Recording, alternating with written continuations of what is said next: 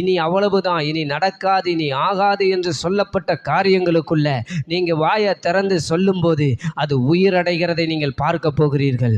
அது உயிரடைகிறதை நீங்கள் பார்க்க போகிறீர்கள்.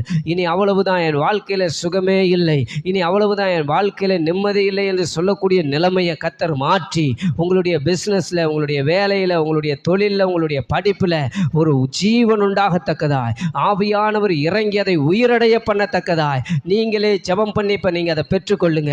நீங்களே ஜெபம் பண்ணி, ஆவியானவரே என் மேலே வாரும், உலர்ந்து போயிருக்கிற காரியங்கள் இன்னைக்கு உயிரடையட்டும்னு சொல்லுங்க.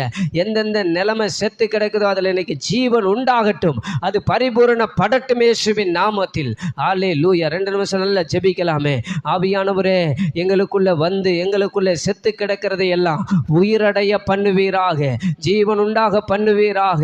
ஒரு புதிய வாழ்வு தொடங்கட்டும், ஒரு புதிய விடுதலை உண்டாகட்டும், ஒரு புதிய ஜீவன்